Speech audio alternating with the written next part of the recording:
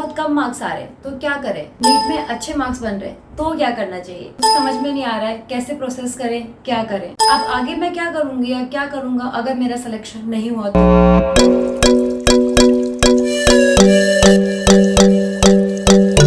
2000 years later.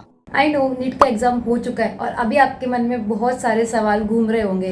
कुछ के मन में ये चल रहा होगा कि यार मार्क्स तो अच्छे बने तो अब काउंसलिंग के लिए कैसे प्रोसेस करना है, और कुछ के दिमाग में ये चल रहा होगा कि मार्क्स तो बिल्कुल भी अच्छे नहीं बने, अब क्या करें, अब क्या करना चाहिए, दोबारा ड्रॉप लेना चाहिए या फिर कुछ और करना चाहिए। तो आपके आज इन्हीं सभी सवालों का जवाब देने के लिए मैं ये वीडियो लेकर आई, तो इसलिए इसे एंड तक जरूर देखिएगा और हाँ, लाइक शेयर और सब्सक्राइब करना मत भूलिएगा। नीट एग्जाम हो चुका है और पेपर का लेवल आप सभी को पता था। मैं आपको 2-3 कैटेगरी में डिवाइड करके बताती हूँ कि हमें क्या करना चाहिए और क्या नहीं करना चाहिए।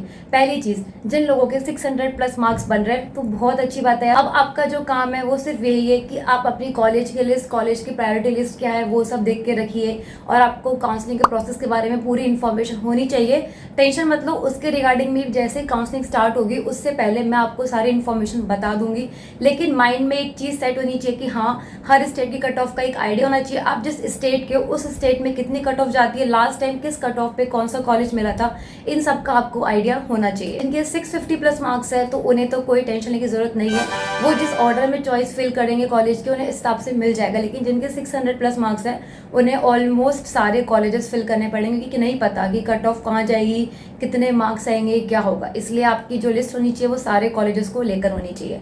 अब अगर मैं बात करूँ 600 से कम मार्क्स वाले बच्चों को, तो उनको क्या करना चाहिए, उनको आगे अब कैसे बढ़ना चाहिए, उनका माइंडसेट अब क्या होना चाहिए। देखो, मैं 2 चीज में आपको इस पूरे प्रोसेस को समझाती हूँ। पहली चीज ये है, अगर आपके मन में डेडिकेशन है, हौसला है, जज्बा है, आपका सपना है, पूरा डेडिकेशन आपके अंदर है, तो मैं प्रेफर करूंगी कि आप ड्रॉप लें और फिर से तैयारी करें। क्योंकि मेरे बोलने से कुछ नहीं होगा ना, आप खुद कितना प्रिपेयर हो, खुद कितना मोटिवेटेड हो, उस चीज पे सब कुछ डिपेंड करता है।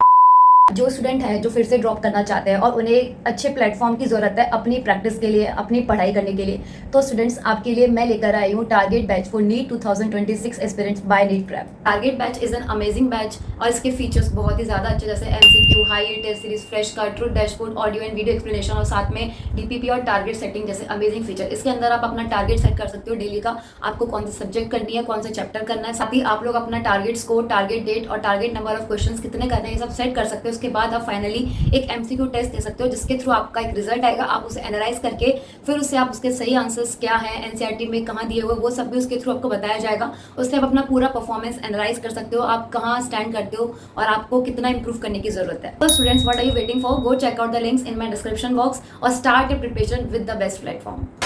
मुझे पता है बहुत भीड़ है, 25 लाख बच्चे एग्जाम देने बैठे थे, तो भीड़ तो ऑब्वियसली बहुत ज़्यादा है। उस रेस में आप सब भी भाग रहे हो, लेकिन फ़र्क इस चीज़ का है कि कौन कितना स्मार्टली उस रेस के अंदर भाग रहा है। भाग तो सभी रहे ना, लेकिन हार्ड वर्क के साथ साथ स्मार्ट वर्क की भी उतनी ही ज़रूरत होती है रेस को जीतने के लिए। तो बस अगर अंदर जज्बा जिंदा है ना तो लग जाओ फिर से मेहनत करने में, फिर से जी जान लगाकर मेहनत करो 1 साल और नेक्स्ट ईयर सीट लेकर ही मानो। ये जज्बा होना तो फिर मैं आपको बोलूँगी कि यार आप ड्रॉप लो और अपनी पूरी कोशिश करो। लेकिन हाँ, कुछ लोग ऐसे होते हैं जिनका इतना इंटरेस्ट नहीं होता, बस वो किसी ना किसी प्रेशर में आके, अभी कोई टीचर्स के प्रेशर में, फैमिली प्रेशर, पीयर प्रेशर, उन सब में आके बहुत लोग नीट का एग्जाम देते हैं या बहुत लोग ऐवे ही फॉर्म भरते हैं। देखो, ऐसा नहीं है 25 लाख में से 25 लाख डॉक्टर बनना चाहते हैं, बहुत लोग सच में ऐसे होते हैं, नहीं होता कि हमें बस एक बार ट्राई करना है, हमें फिर से नहीं करना है।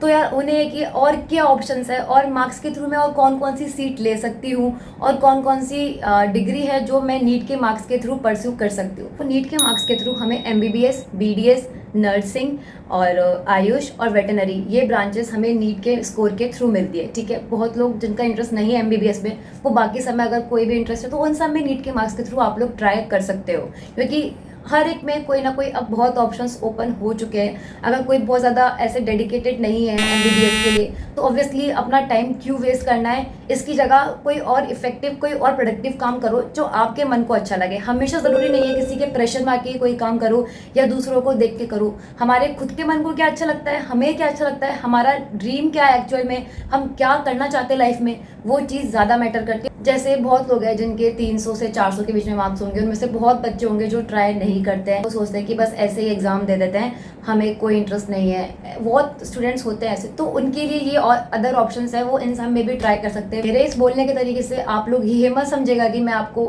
डिमोटिवेट कर रही हूँ या फिर मैं ये बोल रही हूँ आप कुछ मत करो। No. सबका अपना अपना पर्सनल डिसीजन होता है। आप सारे सर्कमस्टेंसेस देख के फिर डिसाइड करते हो क्या करना चाहिए क्या नहीं।